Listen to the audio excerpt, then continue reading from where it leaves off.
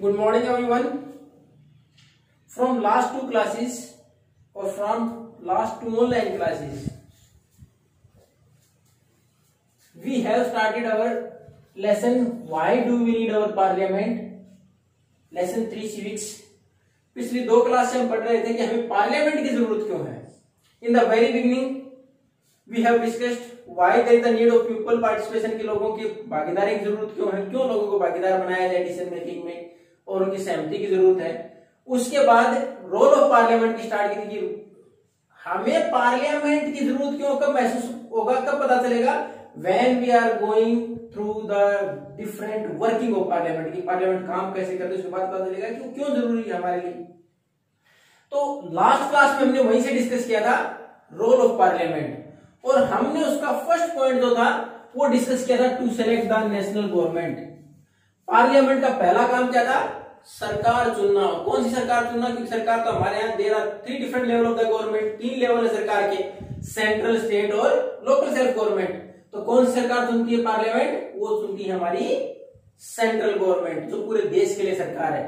और उसमें भी सेलेक्ट करने की जहां तक बात आती है तो only one house of the parliament, that is Lok Sabha is important. अगर सरकार चुनने की बात है, सरकार बनाने की बात है, तो लोकसभा जिसके डायरेक्ट वोटिंग के द्वारा 543 मेंबर चुने जाते हैं, उनमें से अगर 272 किसी पार्टी का जाए या फिर अगर किसी एक पार्टी के नहीं आते, देन कोलिजन गवर्नमेंट. से बताया था कि if different parties come together to form government is called a coalition government. अलग अलग पार्टियां साथ आए सरकार चलाने की, कोलिजन गवर्नमेंट हो जाएगी.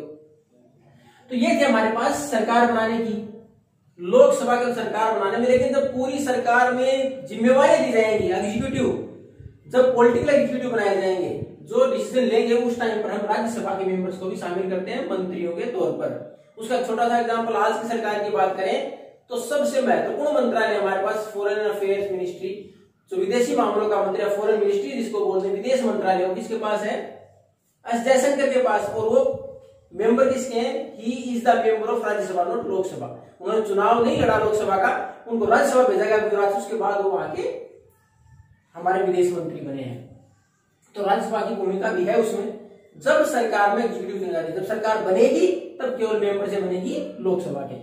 ये तो सबसे नेशनल गवर्नमेंट का. उसके बाद दूसरा काम क्या है हमारी पार्लियामेंट का, to control, guide and inform the government. सरकार के ऊपर नियंत्रण रखना, उसको मार्गदर्शन करना, क्या करना चाहिए और क्या कुछ चल रहा है देश के अंदर, उसकी जानकारी प्रोवाइड कराना. अब कैसे, अब जब हमारी पार्लियामेंट का सेशन चलता है, देयर आर 3 मेजर सेशंस. कौन कौन से, 3 सत्र होते हैं सरकार के, पार्लियामेंट की हमारी.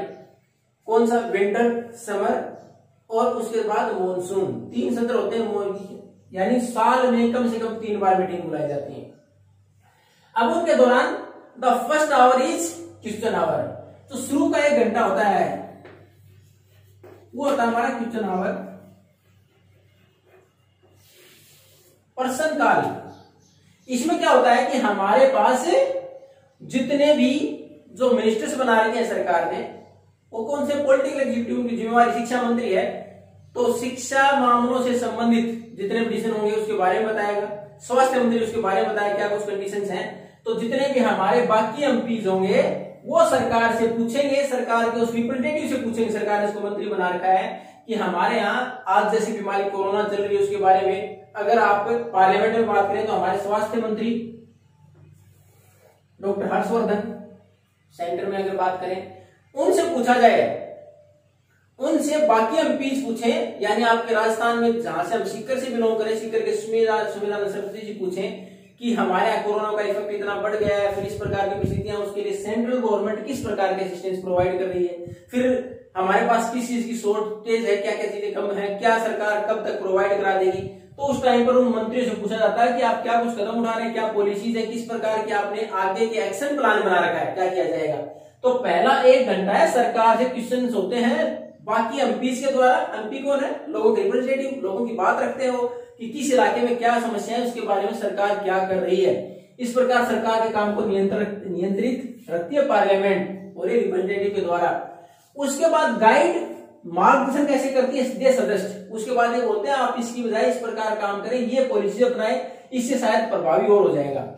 यानी आप जो काम करें इसमें एक शॉर्ट कमिंग है, इसमें से ये प्रकार अगर सुधार कर लिया जाए तो इसमें और कंट्रोल हो जाएगा. ये सजेस्ट करते हैं, गाइड करते हैं, सरकार को ये जानकारी मिल जाती है, इंफॉर्मेशन मिल जाती है कि what people think about us, कि लोग हमारे बारे में क्या सोच रहे हैं, रिप्रेजेंटेटिव उनकी बात रखते हैं, उनकी जो परेशानियां वो सामने रखते हैं, तो सरकार को आगे किस प्रकार स्टेप्स उठाने चाहिए उसकी जानकारी मिल जाती है। इसमें सबसे महत्वपूर्ण भूमिका कौन निभाता है? द ओपोजिशन, विपक्ष। वो क्या करता है? सरकार की जो पॉलिसी उनकी आलोचना, क्रिटिसाइज, उसमें जो कमियां हैं उनको उजागर करता है, just to get a popular support in the public, ताकि उनको समर्थन मिले अगले चुनाव से पहले। तो ज्यादा से ज्यादा ऐसे इश्यूज जो कि नेगेटिव है, जो सरकार के खिलाफ है, जिसमें सरकार फेल हो रही है, सरकार ढंग से काम नहीं कर पा रही, उन इश्यूज को उठाता है ओपोजिशन। वो सरकार को अलर्ट करते हैं, सरकार को चेतावनी जारी करते हैं कि you are not at the right path, आप सही तरीके से नहीं चल रहे हैं, and it will cause a problem in the next election, ये आपके लिए समस्या क्रिएट कर सकता है अगले चुनाव में। तो सरकार उसके ऊपर ध्यान देती है। तो सरकार के ऊपर पूरी तरह नियंत्रण करती है क्या? हमारी पार्लियामेंट। पार्लियामेंट में कौन? जो हमारे प्रतिनिधि, रिप्रेजेंटेटिव है, वो सरकार से क्वेश्चन करते हैं, उनको सुझाव देते हैं, क्रिटिसाइज करते हैं, आलोचना करते हैं कि आप ये काम नहीं कर पा रहे हैं ढंग से। उसके बाद अगला काम है टू कंट्रोल फाइनेंस, और इसको प्रोनाउंसिएशन में हो सकता है फाइनेंस भी बोल देते हैं हम। तो उसमें क्या होता है? वित्त, ये है क्या? पैसा। अब सरकार कितना बजट कहां खर्च करेगी, किसके लिए कौन सा बजट पारित करेगी, कहां पास कराना है उसको? पार्लियामेंट में। यानी पार्लियामेंट में किसी भी प्रोजेक्ट के लिए कितना पैसा लगाया जाएगा, उस बिल को पास कराया जाएगा। फाइनेंशियल बजट हर साल डिक्लेयर होता है कि हमारे पास है कितना, सरकार के पास कितने टैक्स और लगाएगी, कहां से रिकवर करेगी और कहां उसको इन्वेस्ट करेगी, कहां उस पैसे को खर्च किया जाएगा। ये सारा कहां जानकारी देनी होती है उसको? पार्लियामेंट के अंदर जानकारी देनी होती है। और different ministers are asked by different MPs, opposition के लीडर भी हो सकते हैं, वो खुद पार्टी के हो सकते हैं, दोनों मंत्रियों से पूछते हैं कि आप इतना बजट रेलवे के लिए दे रहे हैं, इतना स्वास्थ्य के लिए, इतना शिक्षा के लिए, इतना सेना के लिए, इतना हमारी साफ सुथरा सैनिटेशन के लिए जारी कर रहे हैं, इतना हमारे पास इंफॉर्मेशन टेक्नोलॉजी के लिए जारी कर रहे हैं। इन सारा पैसा इसकी बजाय कोई और प्रोजेक्ट अगर हमारा है तो कहां इंप्लीमेंट ज्यादा होना चाहिए, किस पर ज्यादा पैसा लगाना चाहिए, कहां कम करना चाहिए, तो नियंत्रण रखती हो, वहां अपने क्वेश्चन रखते हो कि बजट में क्या कमियां हैं, क्या अच्छाइयां हैं, किस प्रकार उसको और नियंत्रित किया जाए, किस प्रकार इसको बढ़ाया जा सकता है, कहां खर्च होना चाहिए जेन्युइन। तो ये फाइनेंस को कंट्रोल करने का काम भी क्या? पार्लियामेंट। क्यों? कोई भी फाइनेंशियल बिल है, ये जो बिल है जिसको पैसा लगेगा कहां पास कराना है? पार्लियामेंट में। पार्लियामेंट उसके बारे में जवाब देना होता है सरकार को। तो पार्लियामेंट का काम क्या है? हमारी सेंट्रल गवर्नमेंट जो डिसाइड होती है वो पार्लियामेंट डिसाइड करती है। उसके बाद जो पॉलिसी डिसाइड करती है वो सरकार का काम है, और वो सरकार कहां? पार्लियामेंट में डिक्लेयर करती है हमने क्या डिसीजन लिए हैं, क्यों लिए हैं, उनको डिफेंड करना होता है अपने आप को कि हमने क्यों लिए, उसका रीजन भी बताना होता है। पैसा जहां लगाया जाएगा वो पार्लियामेंट में बताए कि हम कहां कितना बजट इन्वेस्ट करने वाले हैं, क्यों करने वाले हैं, कहां से किस प्रकार के डिफेंस से संबंधित है, जो हमारे नए टूल्स है, इंस्ट्रूमेंट्स और वेपन्स है, कहां से खरीदेंगे। अब इसके बाद एक जो महत्वपूर्ण काम है, सबसे इंपॉर्टेंट, वो है टू मेक द लॉज। कानून बनाना भी किसका काम है? पार्लियामेंट का काम है। लेकिन ये इस लेसन में नहीं दे रखा हमने, we are going to read it in the next lesson. इस पार्लियामेंट का जो महत्वपूर्ण काम है कानून बनाना, we are going to discuss in the next lesson, अगले लेसन में दे रखा है। ये तो था हमारे पास पार्लियामेंट के डिफरेंट वर्ड्स, ये दर्शाते हैं why it is compulsory for, important for, क्यों हमारे लिए जरूरी है। ये तो साबित हो गया, ये सारे काम पार्लियामेंट करती है, पार्लियामेंट इसलिए हमारे लिए जरूरी भी है कि लोगों की बात रखना, उनको उनके ऊपर बात रखने के बाद उनके ऊपर इंप्रूवमेंट करना और डिसीजन लेना। अब हमारे पास नेक्स्ट है who are the people in the parliament. Next जो टॉपिक है इसका, who are the people. Parliament में है कौन लोग? पार्लियामेंट में कौन लोग हैं? हमारे पास पार्लियामेंट में from urban as well as from rural areas, from tribal areas, हर जगह से रिप्रेजेंटेटिव है। आज हमारे यहाँ हर जगह से रिप्रेजेंटेटिव है, so that they can talk about their issues very well, ताकि वो अपनी बात आसानी से रख पाए। ट्राइबल है, जनजातीय लोग हैं, वो अपनी बात ज्यादा, क्योंकि they are very much familiar about the situation, वो अपनी स्थिति से ज्यादा अच्छे से फेमिलियर है, अच्छे से पता है उनको क्या समस्याएं हैं, वो आसानी से रख देंगे। उसी प्रकार हमारे पास अगर हमारे गांव से संबंधित है तो what are the problem faced in the rural areas और in villages, they can easily explain in the parliament. उसी प्रकार हमारे पास अब हमने इसको और डाइवर्स बनाने के लिए और अधिकार देने के लिए हमने क्या किया कि 80 और एसटी के लिए सीटें रिजर्व कर दी गई। Seats are reserve for SC and ST in the parliament. हमारी संसद में सीटें रिजर्व कर दी गई, और यह है कितनी? हमारे पास लोकसभा में 543 में से लोकसभा में एससी के लिए हमने 84 सीटें रिजर्व की हुई है, यानी 84 सीट के ऊपर only the SC candidate can fight election. उसके बाद हमने एसटी के लिए कितनी की हुई है? 47। शेड्यूल ट्राइब अनुसूचित जनजाति के लिए हमने कितनी? 47। तो ये सीटें हमने रिजर्व कर दी ताकि इन लोगों को प्रॉपर प्रतिनिधित्व मिल पाए, अपनी बात रख पाए, क्या क्या समस्याएं सामना करें समाज के अंदर, और who are specially marginalized in the last, जो पहले पास्ट में जिनके साथ अच्छा व्यवहार नहीं हुआ, जो पीछे रह गए, उनको अपनी बात रखने का, अपने लिए डिसीजन लेने का और अपने लिए पॉलिसीज बनाने का मौका देने के लिए हमारे यहाँ पार्लियामेंट में इनको रिजर्वेशन भी दे दिया गया, ताकि और डाइवर्स और लोगों को मौका मिले। यानी हर प्रकार के लोग हमारे पास, रूरल से भी हैं, अर्बन से भी हैं, ट्राइबल पीपल भी हैं, और हमने जो लोअर सेक्शन ऑफ सोसाइटी जिसको माना उसको हम रिजर्वेशन देके और आगे बढ़ाया। इसके साथ साथ एक महत्वपूर्ण चीज जो हमारे बार बार पार्लियामेंट के सामने आते हैं, हालांकि till the time no decision was taken by the parliament, अब तक डिसीजन नहीं लिया गया है, वुमेन रिजर्वेशन बिल।